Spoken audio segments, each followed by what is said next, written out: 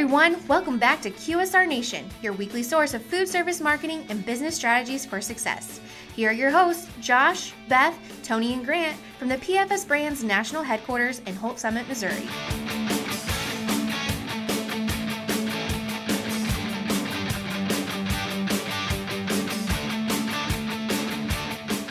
Hey everybody, welcome back to QSR Nation. As always, we have Josh, Beth, Grant, and Tony from the PFS Brands National Headquarters in Holt Summit, Missouri to talk about food service marketing and business strategies for success.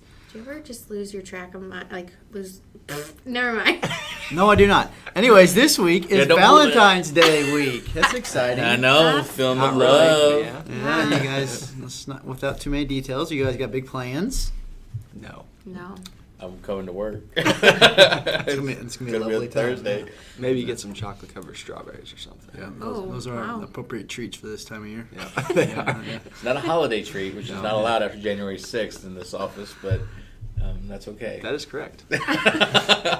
Well, recently we had a successful opening of our first Blue Taco Standalone here in Holt Summit. Beth was very instrumental in orchestrating that. So today we thought we'd talk about some ways to incentivize a grand opening, how to drum up a lot of excitement, and how to keep people coming back for more. Right, Beth?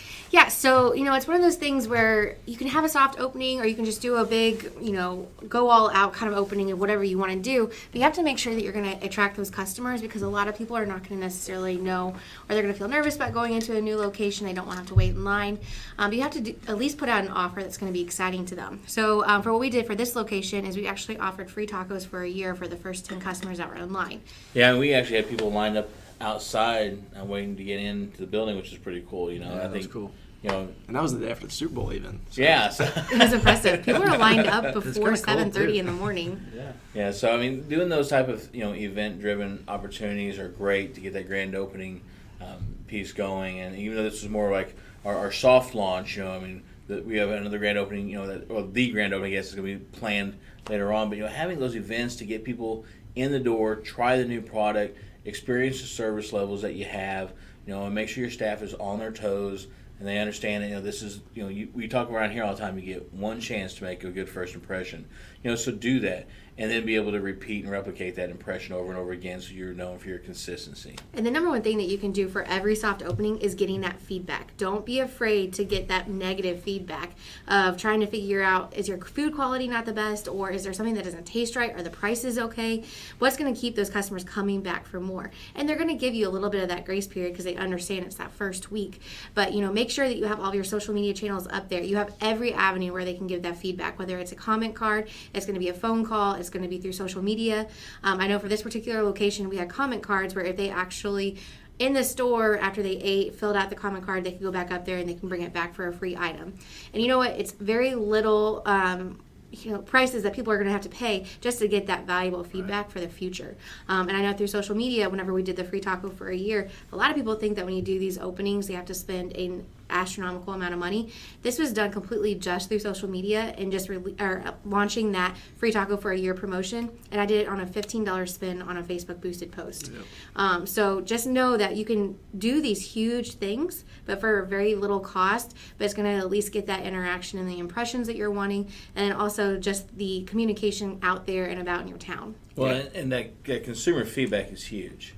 Make sure you answer all that too. Just respond to it. Absolutely. So, take that feedback and don't take it personal. If people don't like something, or it's opportunity to improve, and if there's things you can adjust, that's great because then you make those adjustments. So when you actually, have the big grand opening, the big launch event, get those first few, weeks down, find ways to fine tune. That feedback is so valuable. And like Beth, like she used over there, trading food cost item for that feedback, that's just smart, plain and simple. That's so important to make sure that you're able to react to your community. It was like the nicest thing you've ever said about I know. That was amazing. I'm kind of tearing up a little. And as we've seen, if there's a negative comment, but, we respond to it, it can turn a negative experience into, they would be more willing to return to another shot. Well, absolutely. And it doesn't matter whether it's a grand opening or anniversary sale or just everyday piece. that's something that we hear people talk about on the social media side, not to get too far off track with that, but it's got to take up all my time, respond, and there's things you can do and set up, and you can reach out to us to talk about that, or hire a marketing firm to help you understand those things if you just aren't comfortable with it. There's a good consultant can help you through those things in a short period of time to know what to do, but that engagement level needs to be there so people don't think that whether it's good, bad, or indifferent, that their comment and their feedback is not valued and not making an impact, because that can be what sustains your business after you invest all this money to get open, right?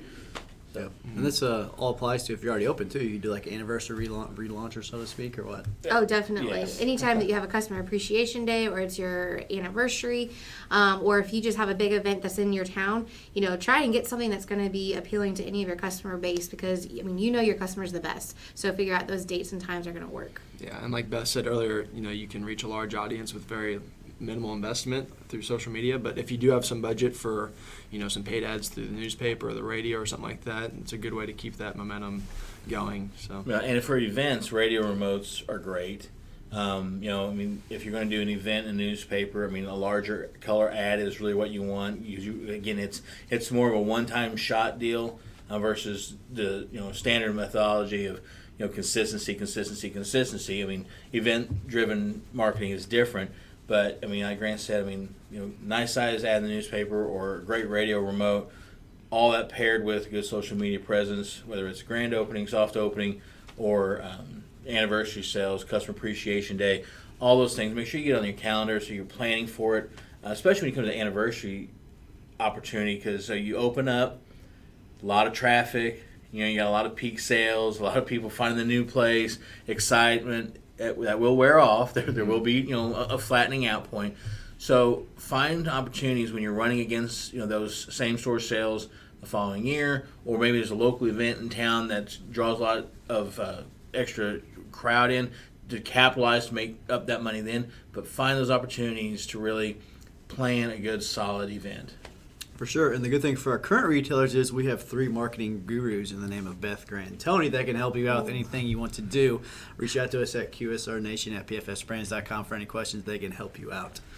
Wow. Just Gurus. contact our agents. This is feeling the love this week. Or just- Feeling the love. It's Contact- Valentine's week. You Yeah, gotta or spread just the love. contact us in our direct line and we'll be here for you. Yeah, that too, yeah. Yeah. Our agent is Josh, by the way. Yeah. You get a very large commission.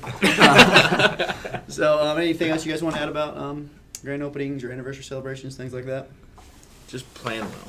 I think that's the big key. Like Right. Beth said, she took the time to plan, and then you can execute. Some and strategy behind it. Yeah, just make sure it's purposeful, and it'll work, and then you'll get the feedback, and you make adjustments, and you go on just like any other day. And if people can't make your event, you still get that top of mind awareness. Maybe they'll Yep. come next week whenever they can. Because make people it. are Absolutely. looking for that feedback from their peers. And I know we've talked about that a lot, but peer reviews are some of the most important things that you can actually go off of.